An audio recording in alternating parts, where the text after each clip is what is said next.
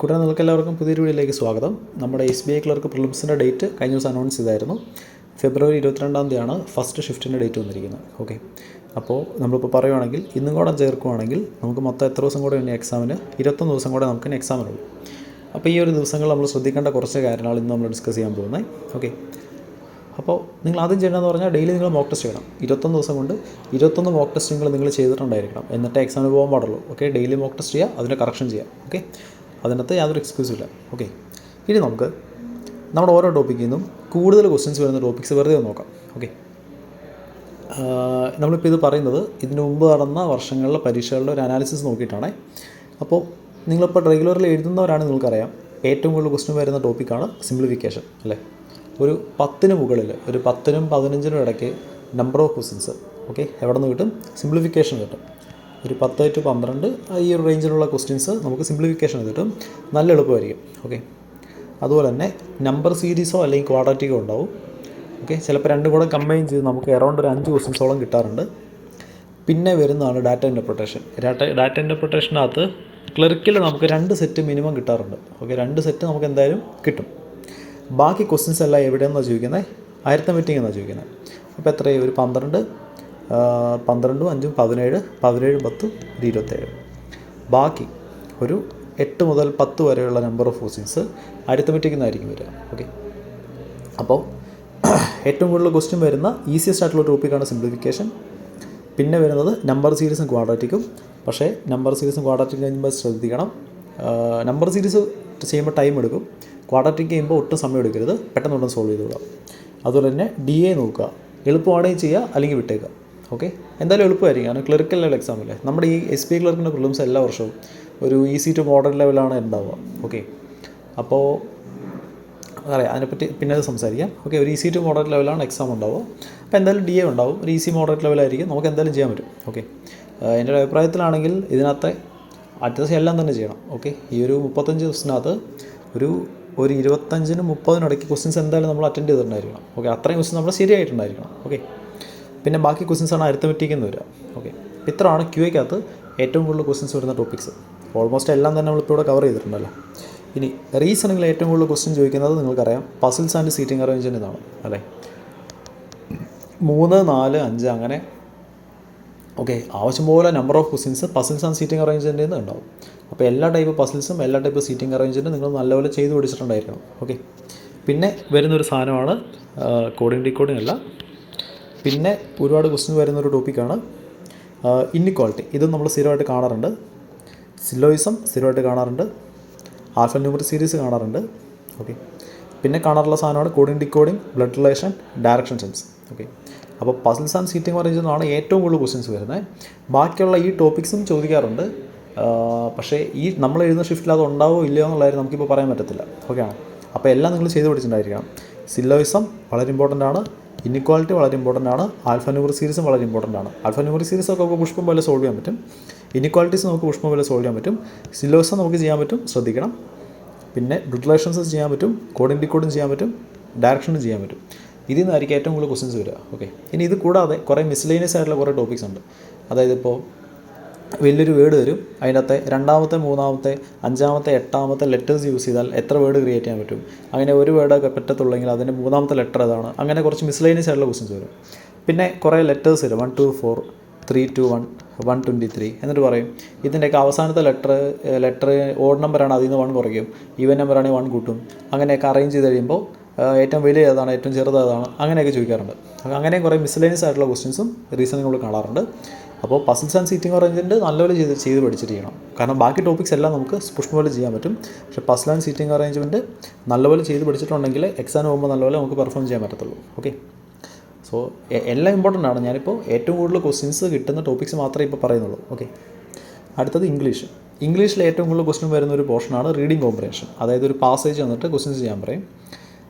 പിന്നെ വരുന്നൊരു സാധനമാണ് പാരാജമ്പിൾ. അതായത് കുറേ പാരഗ്രാഫ് ഒരു പാരഗ്രാഫിൽ കുറേ സെൻറ്റൻസ് ഇങ്ങനെ ഓർഡർ തെറ്റിച്ച് തന്നിട്ട് കറക്റ്റ് ഓർഡറിലാക്കാൻ പറയും. പിന്നെ വരുന്നൊരു പോർഷൻ എറർ ഡിറ്റക്ഷനാണ്.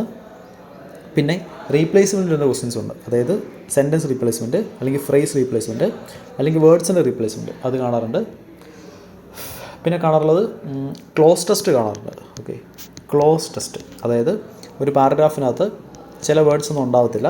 ആ വേർഡ്സ് അവിടെ ഫില്ല് ചെയ്യാൻ പറയും. ഓക്കെ, നമ്മുടെ ഈ ഒരു എക്സാമിനകത്ത് ഏറ്റവും എളുപ്പമുള്ളൊരു സെക്ഷനാണ് ഇംഗ്ലീഷ്. ഓക്കെ, ഇംഗ്ലീഷിനകത്ത് എനിക്ക് തോന്നുന്നത് 30 ക്വസ്റ്റ്യൻസിനകത്ത് മൊത്തം 30 ക്വസ്റ്റ്യൻസാണ് ഇംഗ്ലീഷിൽ ഉണ്ടാവുക. 30 ക്വസ്റ്റ്യൻസിൽ 30 നമുക്ക് ചെയ്യാൻ പറ്റും. ഓക്കെ ആണോ? അതിനുള്ള സമയമുണ്ട്. അത്ര ഈസി ആയിരിക്കും എക്സാം. പക്ഷേ ഈസി ആവുന്നതിനൊപ്പം തന്നെ എറേഴ്സ് വരാൻ സാധ്യതയുണ്ട്. ഓക്കെ ആണോ? അത് നമ്മൾ ശ്രദ്ധിക്കണം. ഓക്കെ, പിന്നെ വരുന്നത് മാച്ചിങ് ഓഫ് കോളംസ്. അതായത് 2 കോളത്തിൽ കുറേ ഇങ്ങനെ സെൻറ്റൻസുകൾ വന്നിട്ടുണ്ടാവും. ഏതൊക്കെ സെൻറ്റൻസിനെ ഈ സെൻറ്റൻസുമായിട്ട് മാച്ച് ചെയ്യാൻ പറ്റും, അങ്ങനെ കുറേ കോമ്പിനേഷൻസ് ഓപ്ഷനിലുണ്ടാവും. അപ്പോൾ ഏതൊക്കെ കോളത്തിന് ഏതൊക്കെയായിട്ട് മാച്ച് ചെയ്യാൻ പറ്റുമെന്ന് നോക്കിയിട്ട് നമ്മൾ ആ ഓപ്ഷൻസ് സെലക്ട് ചെയ്യണം. ഓക്കെ, അങ്ങനത്തെ ക്വസ്റ്റ്യൻസ് നമ്മൾ ഇംഗ്ലീഷ് നോക്കുമ്പോൾ കാണാറുണ്ട്. അപ്പോൾ ഇനി ഇത് കൂടാതെ കുറേ മിസ്ലേനിയസ് ആയിട്ടുള്ള ചെറിയ ചെറിയ ക്വസ്റ്റ്യൻസ് ഒക്കെ അതിനകത്ത് ഉണ്ടാവും കേട്ടോ. അപ്പോൾ നമ്മളിപ്പോൾ പറയുന്നത് ഏറ്റവും കൂടുതൽ ക്വസ്റ്റ്യൻസ് വരുന്ന ഒരു ടോപ്പിക്സ് മാത്രമേ ഇപ്പോൾ പറയുന്നുള്ളൂ. Okay, yes. ഇനി നമ്മുടെ സ്ട്രാറ്റജി എങ്ങനെയാണെന്ന് നോക്കാം. അതായത് എങ്ങനെയാണ് ഈ എക്സാം നമ്മൾ അറ്റൻഡ് ചെയ്യേണ്ടത്. ഓക്കെ, ഞാനിപ്പോൾ പറയുന്നത് ഒരുപാട് നാളായിട്ട് ഞാൻ യൂസ് ചെയ്യുന്ന ഒരു സ്ട്രാറ്റജിയാണ്. എല്ലാവർക്കും സ്യൂട്ട് ആവണമെന്നില്ല. ഓക്കെ, അപ്പോൾ ഞാൻ എന്താ ചെയ്യുന്നതെന്ന് വെച്ച് കഴിഞ്ഞാൽ എക്സാം സ്റ്റാർട്ട് ചെയ്യുമ്പോൾ തന്നെ ഏത് ടോപ്പിക്കിൽ നിന്നാണോ തന്നിരിക്കുന്നത് ഞാൻ ആ ടോപ്പിക്ക് വെച്ച് അനലൈസ് ചെയ്ത് പോകും. അതായത് എക്സാം സ്റ്റാർട്ട് ചെയ്തപ്പോൾ എനിക്ക് സ്റ്റാർട്ട് ചെയ്തത് അരിത്തമെറ്റിക്കിൽ നിന്നാണെന്ന് വിചാരിക്കുക. ഞാൻ ആദ്യം അത് ചെയ്യത്തില്ല. അരിത്തമെറ്റിക്കാണ് വന്നതെങ്കിൽ ഞാൻ അതിനെ പയ്യെ സ്കിപ്പ് ചെയ്യുമ്പോൾ അത് ഏത് കളറിൽ കിടക്കും? റെഡ് കളറിൽ കിടക്കും. ഓക്കെ, ഞാനൊരു 4 ക്വസ്റ്റ്യൻ അരിത്തമെറ്റിക് ചെയ്ത് കഴിഞ്ഞ പിന്നെയാണ് എനിക്ക് വേറൊരു ടോപ്പിക് കിട്ടിയതെന്ന് വിചാരിക്കാം. അപ്പോൾ 4 അരിത്തമെറ്റിക് ഞാൻ ആദ്യം തന്നെ സ്കിപ്പ് ചെയ്യും. അതെല്ലാം റെഡ് കളറിൽ കിടക്കും. ഓക്കെ, പിന്നെ എനിക്ക് കിട്ടിയത് DA ആണെന്ന് വിചാരിക്കാം. DAയും ഞാൻ സ്കിപ്പ് ചെയ്യത്തില്ല. DA ഞാൻ mark four review and next കൊടുക്കും. അപ്പോൾ DA മാർക്ക് ചെയ്യുമ്പോൾ എന്താ വിഷയം? അതിൻ്റെ കളറ് ഇതുപോലെ ഒരു പർപ്പിൾ കളറിൽ കിടക്കും. ഓക്കെ, അപ്പോൾ രണ്ടാമത് വന്ന സെറ്റ് DA ആണ്. ഞാനത് ആദ്യം ചെയ്യത്തില്ല. അത് ഞാനിങ്ങനെ മാർക്ക് ചെയ്ത് വയ്ക്കും. അപ്പോൾ 5 ക്വസ്റ്റ്യൻ ഇങ്ങനെ പർപ്പിൾ കളറിൽ കിടക്കും. അത് കഴിഞ്ഞിട്ടാണ് എനിക്ക് സിംപ്ലിഫിക്കേഷൻ കിട്ടിയതെങ്കിൽ ഞാൻ ആദ്യം എന്ത് ചെയ്യും? ആദ്യം ഞാൻ പോയിട്ട് സിംപ്ലിഫിക്കേഷനേ ചെയ്യത്തുള്ളൂ. ഓക്കെ, ആദ്യം ഞാൻ സിംപ്ലിഫിക്കേഷനേ ചെയ്യത്തുള്ളൂ. കാരണം സിംപ്ലിഫിക്കേഷനിൽ നിന്ന് അറൗണ്ട് ഒരു 10 to 12 വല്ല ക്വസ്റ്റ്യൻസ് സിംപ്ലിഫിക്കേഷന് കിട്ടും. ഇതായിരിക്കത്തില്ല, അവിടെ നമ്പേഴ്സൊക്കെ ചേഞ്ച് ആവും. ഞാൻ അറൗണ്ട് ഒരു നമ്പർ പറഞ്ഞാണ്. നമുക്ക് ആവശ്യം പോലെ ക്വസ്റ്റ്യൻസ് അവിടെ നിന്ന് കിട്ടും, സിംപ്ലിഫിക്കേഷൻ കിട്ടും. അപ്പോൾ സിംപ്ലിഫിക്കേഷൻസ് എല്ലാം ഞാൻ ചെയ്യും. അപ്പോൾ സിംപ്ലിഫിക്കേഷൻ എല്ലാം ഏത് കളറിൽ കിടക്കും? ഈ പറഞ്ഞ പച്ച കളറിൽ കിടക്കും. സോൾവ് ചെയ്തെല്ലാം പച്ച കളറിലായിരിക്കും കിടക്കുക. പിന്നെ എനിക്ക് അരിത്തമെറ്റിക്കാണ് വന്നതെങ്കിൽ ഞാൻ അരിത്തമെറ്റിക് എല്ലാം സ്കിപ്പ് ചെയ്യും. അതെല്ലാം ഈ പറഞ്ഞ റെഡ് കളറിൽ കിടക്കും. ഓക്കെ, സിംപ്ലിഫിക്കേഷൻസ് എല്ലാം ചെയ്ത് കഴിഞ്ഞാൽ എനിക്കിപ്പോൾ നമ്പർ സീരീസ് വന്നു എന്ന് വിചാരിക്കുക. ഞാൻ നമ്പർ സീരീസ് ട്രൈ ചെയ്ത് നോക്കും. ഓക്കെ, കിട്ടുവാണെങ്കിൽ ഞാനത് ചെയ്യും, അല്ലെങ്കിൽ ഞാനത് സ്കിപ്പ് ചെയ്യും. ഓക്കെ ആണോ? ഇനി ക്വാഡ്രാറ്റിക്കാണ് വന്നതെങ്കിൽ ഞാനതെല്ലാം ചെയ്യും. ഓക്കെ, പിന്നെ ഞാൻ പ്രിഫറൻസ് കൊടുക്കുന്നത്, അതായത് മെയിനായിട്ടും ആദ്യം പ്രിഫറൻസ് കൊടുക്കേണ്ടത് സിംപ്ലിഫിക്കേഷനാണ്. അത് കഴിഞ്ഞ് ക്വാഡ്രാറ്റിക് ഉണ്ടെങ്കിൽ ഫുള്ള് ചെയ്യുക. നമ്പർ സീരീസ് ആണെങ്കിൽ വെറുതെ ട്രൈ ചെയ്ത് നോക്കുക. ഒറ്റ നോട്ടത്തിൽ കിട്ടുന്നത് മാത്രം ചെയ്യും, ബാക്കിയെല്ലാം നമ്മൾ സ്കിപ്പ് ചെയ്ത് വയ്ക്കും. സ്കിപ്പ് ചെയ്യാന്ന് പറഞ്ഞാൽ mark four review and next അടിച്ച് വയ്ക്കും. ഓക്കെ, അപ്പോൾ സിംപ്ലിഫിക്കേഷൻ കഴിഞ്ഞു, നമ്പർ സീരീസ് ആൻഡ് ക്വാഡ്രാറ്റിക് കഴിഞ്ഞു, ഫസ്റ്റ് റൗണ്ട്. ഇനി ഡാറ്റ ഇൻറ്റർപ്രിട്ടേഷൻ നോക്കുക. DI എളുപ്പമാണെങ്കിൽ ഞാൻ എളുപ്പമുള്ള സെറ്റുകൾ രണ്ടും ചെയ്യും. ഓക്കെ ആണോ? DI എളുപ്പമാണെങ്കിൽ എളുപ്പമുള്ള ആ സെറ്റ് ഞാൻ ആദ്യം അങ്ങ് ചെയ്യും. ചിലപ്പോൾ DIക്കകത്ത് ഒരു 2 സെറ്റിനകത്ത് ഒരു സെറ്റ് നല്ല ഈസിയും ഒരു സെറ്റ് ടഫും ആണെന്ന് വിചാരിക്കുക. ഞാൻ ഏത് മാത്രമേ ചെയ്യത്തുള്ളൂ? ഈസി മാത്രമേ ഇപ്പോൾ ചെയ്യത്തുള്ളൂ.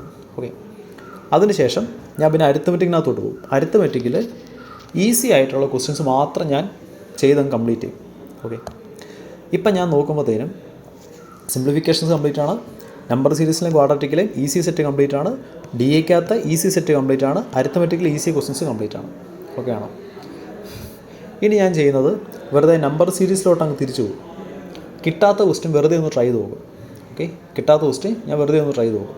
നമ്മൾ ഈ നോക്കുന്നതിനിടയ്ക്ക് കുറേ ക്വസ്റ്റ്യൻ കിട്ടാത്ത ഉണ്ടാവും കേട്ടോ. അതെല്ലാം രണ്ടാമത്തെ റൗണ്ടിൽ തിരിച്ചു പോയി ചെയ്യണം. ഓക്കെ, അങ്ങനെ നമ്പർ സീരീസ് ഒന്ന് ട്രൈ ചെയ്തു, അത് കിട്ടുന്നത് കിട്ടി, ഇല്ലെങ്കിൽ ഇല്ല. അതിനുശേഷം സ്കിപ്പ് ചെയ്തിരിക്കുന്ന അല്ലെങ്കിൽ മാർക്ക് ചെയ്ത് മാറ്റി വെച്ചിരിക്കുന്ന എല്ലാ ക്വസ്റ്റ്യനും എന്ത് ചെയ്യണം? നമ്മൾ പോയിട്ട് ചെയ്യാം. ക്ലിയർ ആണോ? അപ്പോൾ ഇതായിരുന്നു എൻ്റെ ഒരു സ്ട്രാറ്റജി ഒന്നോടെ പറയാം. ആദ്യം പോയിട്ട് സിംപ്ലിഫിക്കേഷൻ ചെയ്യും. സിംപ്ലിഫിക്കേഷൻ വരുന്നത് വരെയുള്ള ക്വസ്റ്റ്യൻസ് എല്ലാം മാർക്ക് ചെയ്യുകയോ മാർക്ക് ഫോർ റിവ്യൂ ഞെക്കുകയോ ഒക്കെ ചെയ്തുകൊണ്ടിരിക്കണം. ഓക്കെ, സിംപ്ലിഫിക്കേഷൻ ശേഷം ഞാൻ ചെയ്യുന്നത് ക്വാഡ്രാറ്റിക് ആയിരിക്കും. ക്വാഡ്രാറ്റിക് ആണെങ്കിൽ അതങ്ങ് ചെയ്ത് കംപ്ലീറ്റ് ചെയ്യും. ഇനി നമ്പർ സീരീസ് ആണെങ്കിൽ ഒറ്റ നോട്ടത്തിൽ കിട്ടുന്ന നമ്പർ സീരീസ് എല്ലാം ആദ്യം ചെയ്യും, പിന്നെ ഉള്ളതെല്ലാം സ്കിപ്പ് ചെയ്യും. പിന്നെ ഞാൻ പോകുന്നത് DIയിലോട്ടായിരിക്കും. കാരണം ക്ലറിക്കൽ ലെവൽ DI കുറച്ചുകൂടെ ഫാസ്റ്റായിട്ട് നമുക്ക് ചെയ്യാൻ പറ്റാറുണ്ട്. അപ്പോൾ DI നോക്കും. ഈസി DI ഉള്ളത് അങ്ങ് ചെയ്യും, ടഫുള്ള DI തൽക്കാലം മാർക്ക് ചെയ്ത് വയ്ക്കും. പിന്നെ ഞാൻ അരിത്തമെറ്റിക്കിനകത്തോട്ട് പോകും. ഓക്കെ, അരിത്തമെറ്റിക്കിൽ ഈസി ആയിട്ടുള്ള അരിത്തമെറ്റിക് എല്ലാം ഒറ്റ നോട്ടത്തിൽ പെൻ പേപ്പർ എടുക്കാതെ തന്നെ മൈൻഡ് ചെയ്യാൻ പറ്റുന്ന ക്വസ്റ്റൻസ് ആണെങ്കിൽ മൈൻഡ് തന്നെ ചെയ്ത് ഈസി ക്വസ്റ്റൻസ് എല്ലാം കംപ്ലീറ്റ് ആവും. അപ്പോൾ ഈ എക്സാമിനകത്തുള്ള ഈസി അല്ലെങ്കിൽ ഈസി ടു മോഡറേറ്റ് ലെവൽ അല്ലെങ്കിൽ ഒരു ഈസി ലെവലിലുള്ള എനിക്ക് നല്ലപോലെ ചെയ്യാൻ അറിയാവുന്ന ക്വസ്റ്റ്യൻസ് എല്ലാം ഞാനിപ്പോൾ ചെയ്ത് കംപ്ലീറ്റ് ആയിട്ടുണ്ടാവും. ബാക്കി സമയമെല്ലാം എന്ത് ചെയ്യണം, നമ്മളിനി സ്കിപ്പ് ചെയ്ത ക്വസ്റ്റ്യൻസും മാർക്ക് ചെയ്ത് വെച്ചൊരു ക്വസ്റ്റ്യൻസ് ചെയ്യാൻ വേണ്ടി യൂസ് ചെയ്യണം. ഓക്കെ, ഇങ്ങനെ ചെയ്യുമ്പോൾ എനിക്ക് മാക്സിമം നമ്പർ ഓഫ് ക്വസ്റ്റ്യൻസ് ചെയ്യാൻ പറ്റാറുണ്ട്. ഓക്കെ, ഇതാണ് എൻ്റെ സ്ട്രാറ്റജി. എല്ലാവർക്കും വർക്ക് ചെയ്യണമെന്നില്ല. ഓക്കെ, നിങ്ങൾ മോക്ക് ചെയ്യുമ്പോൾ ട്രൈ ചെയ്ത് നോക്കുക, പല പല സ്ട്രാറ്റജീസ് മാറ്റി മാറ്റി ചെയ്ത് നോക്കുക. ഓക്കെ, അപ്പോൾ എന്തായാലും സിംപ്ലിഫിക്കേഷനിൽ നിങ്ങൾക്ക് നല്ലൊരു കമാൻഡ് ഉണ്ടായിരിക്കണം, DI ചെയ്യുമ്പോൾ നല്ല കമാൻഡ് ഉണ്ടായിരിക്കണം, നമ്പർ സീരീസും ക്വാഡ്രാറ്റിക് ചെയ്യാൻ കമാൻഡ് ഉണ്ടായിരിക്കണം, അരിത്തമെറ്റിക് ചെയ്യാനും കമാൻഡ് ഉണ്ടായിരിക്കണം. ഓക്കെ, ഇനി നമുക്ക് റീസണിനകത്തോട്ട് പോകാം. റീസണിങ്ങിൽ എൻ്റെ ഫസ്റ്റ് പ്രിഫറൻസ് എന്താണെന്ന് വെച്ച് കഴിഞ്ഞാൽ puzzles and seating arrangement. Okay, puzzles and seating arrangement എന്ന് പറയുന്ന ഒരു പോർഷൻ ഞാൻ ആദ്യം ചെയ്യത്തില്ല. കാരണം പസിൽ സെറ്റിംഗ് പറഞ്ഞാൽ എനിക്ക് അത്ര കമാൻഡ് പോരാ. അതുകൊണ്ട് ഞാൻ എന്ത് ചെയ്യത്തില്ല, പസിൽസ് ആൻഡ് സീറ്റിംഗ് അറേഞ്ച്മെൻറ്റ് ഞാൻ ആദ്യം ചെയ്യത്തില്ല. അതൊഴിച്ച് അതുപോലെ തന്നെ കോഡിംഗ് ഡീകോഡിംഗ് ഉണ്ട്. Okay, puzzles and seating arrangement പോലെ തന്നെ ഒരു ടോപ്പിക്കാണ് കോഡിംഗ് ഡീകോഡിംഗ്. ഓക്കെ, ഇത് രണ്ടിലും ഞാൻ അത്ര സ്ട്രോങ് അല്ലാത്തതുകൊണ്ട് ഞാൻ ആദ്യം എന്ത് ചെയ്യുന്നു വെച്ച് കഴിഞ്ഞാൽ ആൽഫ ന്യൂമറിക്ക് പെട്ടെന്ന് ചെയ്യും, ഇനിക്വാലിറ്റി വന്നാൽ അത് പെട്ടെന്ന് ചെയ്യും, സിലോജിസം വന്നാൽ അത് പെട്ടെന്ന് ചെയ്യും, ഡയറക്ഷൻ ഉണ്ടെങ്കിൽ അത് പെട്ടെന്ന് ചെയ്യും, ബ്ലഡ് റിലേഷൻ ഉണ്ടെങ്കിൽ അത് പെട്ടെന്ന് ചെയ്യും. ഇത്രയും ടോപ്പിക്സ് എല്ലാം ഞാൻ ആദ്യമേ ഫാസ്റ്റായിട്ട് പോയി തീർത്തതിന് ശേഷമേ ഞാൻ പസിൽസ് ആൻഡ് സീറ്റിംഗ് അറേഞ്ച്മെൻറ്റ് ചെയ്യാറുള്ളൂ. അതുപോലെ തന്നെ കോഡിംഗ് ഡീകോഡിംഗ് ചെയ്തതിന് ശേഷം ഞാൻ പസിൽസ് ആൻഡ് സീറ്റിംഗ് അറേഞ്ച്മെൻറ്റ് എടുക്കാറുള്ളൂ. ഓക്കെ ആണോ? ഓക്കെ, ഇങ്ങനെ ചെയ്യുന്നതുകൊണ്ട് വരുന്ന ഒരു ബുദ്ധിമുട്ട് എന്താണെന്ന് വെച്ച് കഴിഞ്ഞാൽ അവസാനം എത്തുമ്പോഴത്തേനും എനിക്ക് പസിൽസിലെ എല്ലാ ക്വസ്റ്റ്യൻസും ചെയ്യാനുള്ള സമയം കിട്ടാറില്ല. ഓക്കെ ആണോ? ഞാൻ ബാക്കിയെല്ലാം കംപ്ലീറ്റ് ചെയ്തതിന് ശേഷം പസിൽ ആൻഡ് സീറ്റിംഗ് അറേഞ്ച് ചെയ്യാൻ പോകുന്നതുകൊണ്ട് അവസാനം ആകുമ്പോഴത്തേനും പസിൽസ് ചെയ്ത് കംപ്ലീറ്റ് ചെയ്യാനുള്ള സമയം എനിക്ക് കിട്ടാറില്ല. ഓക്കെ ആണോ? അതുകൊണ്ട് ഞാൻ സ്ട്രാറ്റജി ചെറുതായിട്ടൊന്ന് മാറ്റും. ഞാൻ alpha numeric, inequality, syllogism, direction. Okay, ഇത്രയും കഴിയുമ്പോൾ തന്നെ ഞാൻ സീറ്റിംഗ് അറേഞ്ച്മെൻറ്റിലെ ക്വസ്റ്റ്യൻസ് ഒന്ന് സ്കാൻ ചെയ്ത് നോക്കും. സീറ്റിംഗ് അറേഞ്ച്മെൻറ്റിലെ ക്വസ്റ്റ്യൻസ് എവിടെ കിടക്കുന്നതെന്ന് ഞാൻ സ്കാൻ ചെയ്ത് നോക്കും. നമ്മൾ ഫസ്റ്റ് ക്വസ്റ്റ്യൻ കിട്ടുമ്പോൾ തന്നെ അത് ആൽഫ ന്യൂമറിക് ആണെങ്കിൽ അതങ്ങ് ചെയ്യും. ഇപ്പോൾ പസിലാണെങ്കിൽ ഞാൻ എന്ത് ചെയ്യുന്നത് വെച്ച് കഴിഞ്ഞാൽ ആ ക്വസ്റ്റ്യൻസ് എല്ലാം അങ്ങ് സ്കിപ്പ് ചെയ്യും. അപ്പോൾ അതെല്ലാം ഏത് കളറിൽ കിടക്കും? റെഡ് കളറിൽ കിടക്കും. അപ്പോൾ റെഡ് കളറിൽ 5 ക്വസ്റ്റ്യൻസ് ഒരുമിച്ച് കിടക്കുന്നുണ്ടെങ്കിൽ എനിക്ക് മനസ്സിലാവും അത് ഏതോ ഒരു പസിലാണ് ഞാൻ സ്കിപ്പ് ചെയ്തിട്ടുണ്ടെന്ന്. ഓക്കെ, പിന്നെ എനിക്ക് സിലോജിസം വന്നു, അതെല്ലാം ഞാനങ്ങ് ചെയ്യും. അപ്പോൾ അതെല്ലാം പച്ച കളറിൽ കിടക്കും.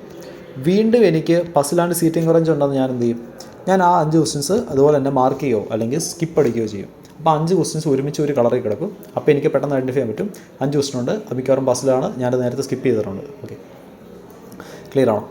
അപ്പോൾ നമ്മളിങ്ങനെ നോക്കുമ്പോൾ തന്നെ പസിൽസിൽ ഞാൻ പറഞ്ഞൊരു 3 to 4 സെറ്റ് പസിൽ എന്തായാലും ഉണ്ടാവും. അതിനകത്ത് എനിക്ക് ഈസി ആയിട്ടുള്ള പസിൽസ് ഞാൻ ഈ കൂട്ടത്തിൽ തന്നെ അങ്ങ് ചെയ്തു പോകും. ഓക്കെ ആണോ? പസിൽ ആൻഡ് സീറ്റിംഗ് അറേഞ്ച്മെൻറ്റ് അവസാനത്തോട്ട് വയ്ക്കാതെ എനിക്ക് നല്ലപോലെ ചെയ്യാൻ അറിയാവുന്ന പസിൽസ് ഞാൻ ആദ്യത്തെ റൗണ്ടിൽ തന്നെ ചെയ്തു പോകും. ഓക്കെ ആണോ? ഒരു എക്സാമ്പിൾ പറയുകയാണെങ്കിൽ ഫ്ലോർ ആൻഡ് ഫ്ലാറ്റ് ബേസ്ഡ് എനിക്ക് ടഫാണ്, ഞാനത് ആദ്യം ചെയ്യത്തില്ല. പക്ഷേ പാരലൽ അറേഞ്ച്മെൻറ്റ് ഈസിയാണ്, അത് ഞാൻ ചെയ്യും. അതുപോലെ തന്നെ അതായത് അൺസർട്ടൈൻ നമ്പർ ഓഫ് പീപ്പിളിൻ്റെ സെറ്റും എളുപ്പമായിരിക്കും, അതും ചെയ്യാറുണ്ട്. അതുപോലെ തന്നെ സർക്കിൾ അറേഞ്ച്മെൻറ്റ്, സ്ക്വയർ അറേഞ്ച്മെൻറ്റ് അതൊക്കെ വന്നാൽ അതും ചെയ്യാറുണ്ട്. ഓക്കെ, അപ്പോൾ അങ്ങനെ ഈസി ആയിട്ട് ചെയ്യാൻ പറ്റുന്ന പസിൽസ് എല്ലാം ആദ്യത്തെ റൗണ്ടിൽ ചെയ്യണം. ഓക്കെ, അതിനുശേഷം കിട്ടാത്ത പസിൽസ് എന്ത് ചെയ്യാൻ പാടുള്ളൂ? സെക്കൻഡ് റൗണ്ടിൽ ചെയ്യാൻ പാടുള്ളൂ. ക്ലിയർ ആണോ? അപ്പോൾ അതായിരിക്കും എൻ്റെ ഒരു സ്ട്രാറ്റജി. ഓക്കെ, ഈ സ്ട്രാറ്റജി എല്ലാവർക്കും വർക്ക് ചെയ്യണമെന്നില്ല. നിങ്ങൾ മോക്ക് ചെയ്യുമ്പോൾ സ്ട്രാറ്റജീസ് അപ്ലൈ ചെയ്ത് നോക്കുക, റെഡി ആണെങ്കിൽ മാത്രം ഫോളോ ചെയ്യാം. ഓക്കെ ആണോ? അപ്പോൾ ജസ്റ്റ് ഒന്നോടെ പറയാം. പണ്ട് ഞാൻ ചെയ്തുകൊണ്ടിരുന്നത് പസിൽസ് ആൻഡ് സീറ്റിംഗ് അറേഞ്ച്മെൻറ്റ് ഒഴിച്ച് ബാക്കി എല്ലാം കംപ്ലീറ്റ് ചെയ്യും. അതിനുശേഷം മാത്രമേ പസിൽസ് ആൻഡ് സീറ്റിംഗ് അറേഞ്ച്മെൻറ്റ് നോക്കത്തുള്ളൂ. അതായിരുന്നു എൻ്റെ ഒരു സ്ട്രാറ്റജി. ഓക്കെ, പക്ഷേ അങ്ങനെ ചെയ്യുമ്പോൾ അവസാനം ആകുമ്പോഴത്തേനും പസിൽസ് ചെയ്യാനുള്ള സമയം കിട്ടാറില്ല. ഓക്കെ ആണോ? അപ്പോൾ അങ്ങനെ വന്നപ്പോൾ ഞാൻ സ്ട്രാറ്റജി മാറ്റി. എന്താ ചെയ്യുന്നത് വെച്ച് കഴിഞ്ഞാൽ ഈ പറഞ്ഞ ടോപ്പിക്സിന് തന്നെയാണ് ഞാൻ പ്രിഫറൻസ് കൊടുക്കുക. പക്ഷേ അതിൻ്റെ കൂടെ എനിക്ക് നല്ലപോലെ ചെയ്യാൻ അറിയാവുന്ന പസിൽസ് ഏതെങ്കിലും വരുവാണെങ്കിൽ അത് ഞാൻ അതിൻ്റെ കൂടെ ചെയ്യും. ഓക്കെ ആണോ?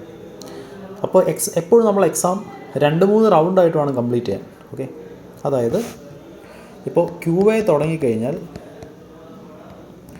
ഈസി ക്വസ്റ്റ്യൻസ് എല്ലാം ആദ്യം അങ്ങ് ചെയ്യാം. മൊത്തം എത്ര ക്വസ്റ്റ്യൻ ഉണ്ട്? 35 ക്വസ്റ്റ്യൻസിനകത്ത് ഈസി ആയിട്ട്, അതായത് പേനയും പേപ്പർ എടുക്കാതെ നോക്കി ആൻസർ പറയാൻ പറ്റുന്ന ക്വസ്റ്റ്യൻസ് എല്ലാം ആദ്യത്തെ റൗണ്ടിൽ ചെയ്യും. അതിനുശേഷം തിരിച്ചു വരും. നമ്മൾ ആദ്യത്തെ റൗണ്ട് ചെയ്തു പോകുമ്പോൾ തന്നെ കുറച്ച് ബുദ്ധിമുട്ടുള്ളതും അല്ലെങ്കിൽ കുറച്ച് സമയം എടുത്താലും കിട്ടും എന്നുള്ള ക്വസ്റ്റ്യൻസ് എല്ലാം നമ്മൾ മാർക്ക് ചെയ്യത്തില്ല. രണ്ടാമത്തെ റൗണ്ടിൽ മാർക്ക് ചെയ്ത ക്വസ്റ്റ്യൻസ് എല്ലാം ചെയ്യും.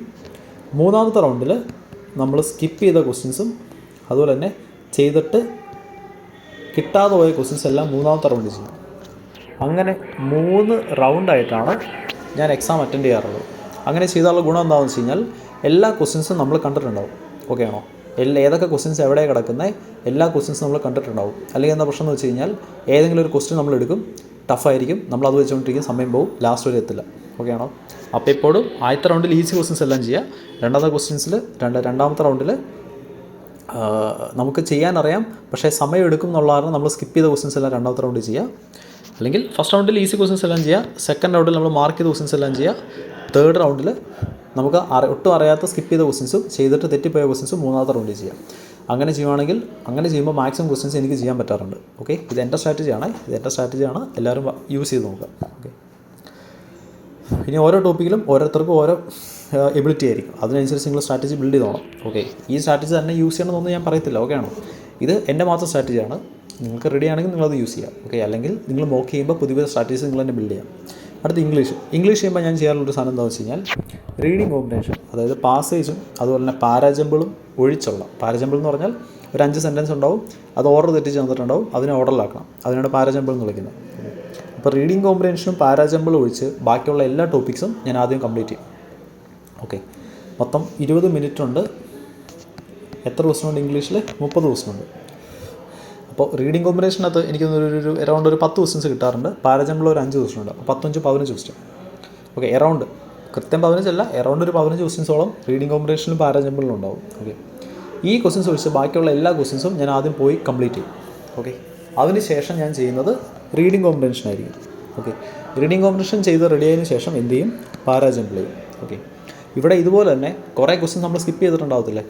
ഫസ്റ്റ് റൗണ്ടിൽ ഈസി ക്വസ്റ്റ്യൻസ് എല്ലാം കംപ്ലീറ്റ് ചെയ്യും. സെക്കൻഡ് റൗണ്ടിൽ മാർക്ക് ചെയ്ത ക്വസ്റ്റ്യൻസും അതുപോലെ തന്നെ ഇച്ചിരി ടൈം കൺസ്യൂമിങ് ആയെന്ന് തോന്നുന്ന ക്വസ്റ്റ്യൻസ് എല്ലാം രണ്ടാമത്തെ റൗണ്ടിൽ ചെയ്യും. മൂന്നാമത്തെ റൗണ്ടിൽ നമുക്ക് ഒട്ടും കിട്ടാത്തതും അതുപോലെ തന്നെ ചെയ്തിട്ട് തെറ്റിപ്പോയ ക്വസ്റ്റ്യൻസ് ആയിരിക്കും മൂന്നാമത്തെ റൗണ്ടിൽ ചെയ്യാം. ഓക്കെ, അപ്പോൾ ഇങ്ങനെ ഓരോ സെക്ഷനും 3 റൗണ്ടായിട്ട് നമ്മൾ ചെയ്യണം. ഓക്കെ, എന്നാലേ എല്ലാ ക്വസ്റ്റ്യൻസും നമുക്ക് കാണാൻ പറ്റുള്ളൂ. ഈസി ക്വസ്റ്റ്യൻസ് എവിടെയാണ്, ടഫ് ക്വസ്റ്റ്യൻസ് എവിടെയാണെന്നൊക്കെ നമുക്ക് അറിയാനും പറ്റത്തുള്ളൂ. ഓക്കെ, അപ്പോൾ ഇതാണ് ഇംഗ്ലീഷിലുള്ള സ്ട്രാറ്റജി. ഇംഗ്ലീഷിനകത്ത് നമുക്ക് 30 ദിവസത്തിനകത്ത് 30 നമുക്ക് അറ്റൻഡ് ചെയ്യാൻ പറ്റും. കാരണം എറൗണ്ട് അത്രയും ഈസി ആയിരിക്കും എക്സാം. ഈസി ഞാൻ പറയുന്നത് നമുക്ക് അത്യാവശ്യം എല്ലാ ടോപ്പിക്സും നല്ലപോലെ ചെയ്യാൻ അറിയായിരിക്കണം. എല്ലാം പ്രിപ്പയർ ചെയ്തിട്ടാണ് നല്ല എളുപ്പമായിരിക്കും ഇംഗ്ലീഷ്. അതുപോലെ തന്നെ എറേഴ്സ് വരാൻ സാധ്യതയുള്ളൊരു ടോപ്പിക്കാണ് ഇംഗ്ലീഷ്. എൻ്റെ കാര്യമാണ് പറയുന്നത്. ഇംഗ്ലീഷിൽ ഒരുപാട് എറേഴ്സ് എനിക്ക് വരാറുണ്ട്. സോ നെഗറ്റീവ് കൂടുതൽ എനിക്ക് ഇംഗ്ലീഷിലാണ് വരാറ്. ഓക്കെ, ഇനി നമുക്ക് കട്ട് ഓഫ്സും വേക്കൻസീസും വെറുതെ ഒന്ന് നോക്കാം. ഓക്കെ, ഈ തവണത്തെ വേക്കൻസി എത്രയാണ്? 402. Okay, 400 around vacancy, around 420 around vacancy നമുക്ക് കേരളത്തിൽ ഇത്തവണയുണ്ട്. ഓക്കെ, നല്ലൊരു ഓപ്പർച്യൂണിറ്റികൾ എല്ലാവരും ഒന്ന് യൂസ് ചെയ്യണം. ഇനി കഴിഞ്ഞ വർഷം കേരളത്തിലെ വേക്കൻസി 47, വളരെ കുറവായിരുന്നു കേരളത്തിലെ വേക്കൻസി. ഓക്കെ, കട്ട് ഓഫ് വന്നത് 76 അറൗണ്ടാണ് കേരളത്തിൽ കട്ട് ഓഫ് വന്നത്. ഓക്കെ, അതിന് മുമ്പത്തെ വർഷം 2022 കേരളത്തിലെ വേക്കൻസി 270 ആയിരുന്നു. ഓക്കെ, കേരളത്തിൽ വേക്കൻസി 270 ആയിരുന്നു. കട്ട് ഓഫ് 68, 70ക്ക് താഴെ കട്ട് ഓഫ് ഉണ്ടായിരുന്നത്. അതിന് മുമ്പത്തെ വർഷം 97 ആയിരുന്നു cut off vacancy. Cut off വന്നത് 69 ആയിരുന്നു ഔട്ട് ഓഫ് 100. ഓക്കെ, അപ്പോൾ വേക്കൻസിയും കട്ട് ഓഫും തമ്മിൽ റിലേഷനുണ്ട്. പക്ഷേ ഒരുപാട് ഫാക്ടേഴ്സ് അതിനെ റിലേറ്റ് ചെയ്യും. കാരണം എന്താ വെച്ച് കഴിഞ്ഞാൽ ഇപ്പോൾ നമ്മുടെ കേരളത്തിൽ ഇപ്പോൾ കഴിഞ്ഞ വർഷം 47 വേക്കൻസിയിൽ ഉണ്ടായിരുന്നു. പക്ഷേ അതേ വർഷം തന്നെ നമ്മുടെ നെയ്ബറിങ് സ്റ്റേറ്റുകളിൽ, നെയ്ബറിങ് സ്റ്റേറ്റ് എന്ന് ഉദ്ദേശിക്കുന്നത് കർണാടക അതുപോലെ തമിഴ്നാട്, ഈ സ്റ്റേറ്റുകളിലൊക്കെ വേക്കൻസീസ് അത്യാവശ്യം ഉണ്ടായിരുന്നു. അപ്പോൾ നമുക്ക് വേണമെങ്കിൽ ആ സ്റ്റേറ്റുകൾ അപ്ലൈ ചെയ്ത് എഴുതാനുള്ള ഒരു ഓപ്ഷൻ ഉണ്ടായിരുന്നു. ക്ലിയർ ആണോ? നമുക്ക് ഏത് സ്റ്റേറ്റുകളിൽ അപ്ലൈ ചെയ്ത് എഴുതാം. പക്ഷേ അതിനോട് എനിക്കൊന്ന് ലാംഗ്വേജ് ടെസ്റ്റ് ഉണ്ട്. നമ്മുടെ അടുത്ത ലോക്കൽ ലാംഗ്വേജ് ടെസ്റ്റ് നമ്മൾ ക്ലിയർ ആണോ? ഓക്കെ, അതുപോലെ ഇതിന് മുമ്പത്തെ വർഷം 207 വേക്കൻസി ഉണ്ടായിരുന്നു. നെയ്ബർ സ്റ്റേറ്റുകളിൽ അത്യാവശ്യം വേക്കൻസി ഉണ്ടായിരുന്നു. പക്ഷേ ഇത്തവണ നമുക്കറിയാം കേരളത്തിൽ 402 വേക്കൻസി ഉണ്ട്. ബാംഗ്ലൂർ വളരെ വേക്കൻസി കുറവാണ്. അതായത് കർണാടകത്തിൽ വേക്കൻസി വളരെ കുറവാണ്. പക്ഷേ അതേസമയം തമിഴ്നാട്ടിൽ വേക്കൻസി ഉണ്ട്. ഓക്കെ, അപ്പോൾ നമ്മുടെ ഈ വേക്കൻസി അതുപോലെ കട്ട് ഓഫ് ഒരുപാട് ഫാക്ടേഴ്സിന് ഡിപ്പെൻഡ് ചെയ്തിരിക്കും. മെയിനായിട്ടും കട്ട് ഓഫ് ഡിപ്പെൻഡ് ചെയ്യുന്നത് എക്സാം എഴുതുന്ന പിള്ളേർ അറ്റംപ്റ്റിനനുസരിച്ചാണ്. ഓക്കെ ആണോ? എക്സാം എഴുതുന്ന പിള്ളേർ എല്ലാവരും നല്ലപോലെ സ്കോർ ചെയ്തിട്ടുണ്ടെങ്കിൽ കട്ട് ഓഫ് അതിനനുസരിച്ച് കൂടും. എല്ലാവർക്കും അറ്റംപ്റ്റ് കുറവാണെങ്കിൽ അല്ലെങ്കിൽ സ്കോർ കുറവാണെങ്കിൽ കട്ട് ഓഫ് അതിനനുസരിച്ച് കുറയും. ഓക്കെ, ഒരുപാട് ഫാക്ടേഴ്സ് കണക്കിലെടുത്തിട്ടാണ് ഈ കട്ട് ഓഫ് ഒക്കെ തീരുമാനിക്കുന്നത്. ഓക്കെ, ഇനി ഇത്തവണ ക്ലിയർ ആവണമെങ്കിൽ എത്ര അറ്റൻഡ് ചെയ്യണം അല്ലെങ്കിൽ എത്ര മാർക്ക് സേഫായിട്ട് സ്കോർ ചെയ്യണമെന്ന് ചോദിച്ചു കഴിഞ്ഞാൽ അങ്ങനെ ഒരു വാല്യൂ ഞാൻ പറയത്തില്ല. ഓക്കെ, എത്ര മാർക്ക് സ്കോർ ചെയ്താൽ ക്ലിയർ ചെയ്യാൻ പറ്റുമെന്ന് ചോദിച്ചു കഴിഞ്ഞാൽ അങ്ങനെ ഒരു വാല്യൂ ഞാൻ പറയത്തില്ല. എൻ്റെ അഭിപ്രായം എന്താണെന്ന് വെച്ച് കഴിഞ്ഞാൽ എല്ലാ ക്വസ്റ്റ്യൻസും ഓക്കെ നമ്മുടെ കയ്യിലുള്ള എല്ലാ ക്വസ്റ്റ്യൻസും നമുക്ക് ചെയ്യാൻ പറ്റണം. ഓക്കെ ആണോ? പോയിട്ട് നമ്മുടെ മാക്സിമം അവിടെ കൊടുത്തിട്ട് വരിക. ഇതിൽ നിന്ന് ഇത്ര ക്വസ്റ്റ്യൻ ചെയ്യണം, അതിൽ നിന്ന് ഇത്ര ക്വസ്റ്റ്യൻ ചെയ്യണം, ഇതിൽ നിന്ന് ഇത്ര ക്വസ്റ്റ്യൻ ചെയ്യണം, അങ്ങനെ വിചാരിക്കരുത്. എക്സാമിന് കയറുക, എല്ലാ ക്വസ്റ്റ്യനും ചെയ്തിട്ട് ഇറങ്ങി വരിക. അതായിരിക്കണം നമ്മുടെ എയിം. ഓക്കെ ആണോ? ഏത് എക്സാമിന് പോകുമ്പോഴും അത് തന്നെയായിരിക്കണം എയിം. ഇത്ര ക്വസ്റ്റ്യൻ ചെയ്താൽ മതി, ഇത്ര ക്വസ്റ്റ്യൻ ചെയ്താൽ മതിയായിരിക്കും എന്ന് വിചാരിച്ചുകൊണ്ട് ഒരിക്കലും എക്സാമിന് പോകരുത്. ആ എക്സാമിന് പോവുക, ഈ എക്സാമിൻ്റെ ക്വസ്റ്റ്യൻ നോക്കുക, എക്സാമിൻ്റെ ലെവൽ അനുസരിച്ച് അതനുസരിച്ച് അറ്റൻഡ് ചെയ്തോളുക. കാരണം നല്ല എളുപ്പമാണ് എക്സാമെങ്കിൽ നമുക്ക് ഉറപ്പായിട്ടും ഒരു 90 മേളിൽ അറ്റൻഡ് ചെയ്യാൻ പറ്റും. എക്സാം നല്ല എളുപ്പമാണെങ്കിൽ 90 മേളിൽ ഉറപ്പായിട്ടും അറ്റൻഡ് ചെയ്യാൻ പറ്റും. ഓക്കെ, ഒരു മോഡറേറ്റ് ഡിഫിക്കൽട്ടി ലെവലാണെങ്കിൽ ഒരു മോഡറേറ്റ് ലെവലാണ് നിൽക്കുന്നതെങ്കിൽ നമുക്കൊരു 80-90 ഇടയ്ക്കായിരിക്കും ചിലപ്പോൾ അറ്റൻഡ് ചെയ്യാൻ പറ്റുള്ളൂ. നല്ല ടഫാണെങ്കിൽ ഒരു 60 തൊട്ട് ഒരു 80 വരെ, ഒരു 60 തൊട്ട് ഒരു 75 വരെയൊക്കെ നമുക്ക് അറ്റൻഡ് ചെയ്യാൻ പറ്റുള്ളൂ. അതെല്ലാം എക്സാമിനനുസരിച്ച് ഡിഫറൻ്റ് ആയിരിക്കും. എക്സാം നടക്കുന്നതിന് മുമ്പ് എക്സാമിൻ്റെ ലെവൽ നമുക്ക് പ്രെഡിക്റ്റ് ചെയ്യാൻ പറ്റത്തില്ല. പിന്നെ യൂഷ്വലി SBIയുടെ ക്ലർക്കിൻ്റെ എക്സാംസ് എല്ലാം ഒരു ഈസി ടു മോഡറേറ്റ് ലെവലാണ് ഉണ്ടാവുക. ഓക്കെ, ക്ലിയർ ആണോ? ഒരു ഈസി ടു മോഡറേറ്റിലാണ് കഴിഞ്ഞ വർഷങ്ങളിൽ നമ്മൾ എക്സാംസ് കാണാറുള്ളത്. ഓക്കെ, അപ്പോൾ അതുകൊണ്ട് ഇത്രയും ക്വസ്റ്റ്യൻസ് നിങ്ങൾ ചെയ്തിട്ട് വരണം, ഇത്ര ക്വസ്റ്റ്യൻസ് ചെയ്താൽ മതി എന്ന് അങ്ങനെയൊന്നും ഞാൻ പറയത്തില്ല. എക്സാമിന് കയറുക, മാക്സിമം ക്വസ്റ്റ്യൻസ് ചെയ്തിട്ട് വരിക. ഓക്കെ, ഇനി നമുക്ക് 100% ഷുവർ ആണെങ്കിൽ മാത്രമേ മാർക്ക് ചെയ്യാൻ പാടുള്ളൂ. ഓക്കെ ആണോ?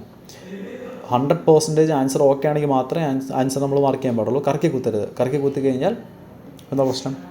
5 ഓപ്ഷനുണ്ട്. 5 ഓപ്ഷനിൽ ഒരു ക്വസ്റ്റ്യൻ ആയിരിക്കും ശരി. അപ്പോൾ എത്ര പ്രോബിലിറ്റി? 20% പ്രോബിലിറ്റി ഉള്ളൂ. അപ്പോൾ നമ്മളൊരു ക്വസ്റ്റ്യൻ മാർക്ക് ചെയ്ത് കഴിഞ്ഞാൽ, ഓക്കെ, നമ്മൾ വെറുതെ കറക്കി കുത്തി കഴിഞ്ഞാൽ അത് തെറ്റാനുള്ള പോസിബിലിറ്റി 80%. 20% അത് ശരിയാവത്തുള്ളൂ. അപ്പോൾ ഒരു കാരണവശാലും നിങ്ങൾ കറക്കി കുത്തരുത്. 100% ഓക്കെ ആണെങ്കിൽ മാത്രം എന്ത് ചെയ്യുക? അറ്റൻഡ് ചെയ്യുക. ഓക്കെ, ഇത്രയും കാര്യങ്ങളാണ് നിങ്ങളുടെ അടുത്ത് പറയാനുള്ളത്. ഇനി നിങ്ങൾ ചെയ്യേണ്ടത് മോക്ക് ടെസ്റ്റ് ചെയ്യുക. ഡെയിലി മോക്ക് ടെസ്റ്റ് ചെയ്യണം. ഓക്കെ, ഡെയിലി ഒരു 2 മോക്ക് ടെസ്റ്റ് വെച്ച് ചെയ്യുകയാണെങ്കിൽ അത്രയും ബെറ്റർ ആയിരിക്കും.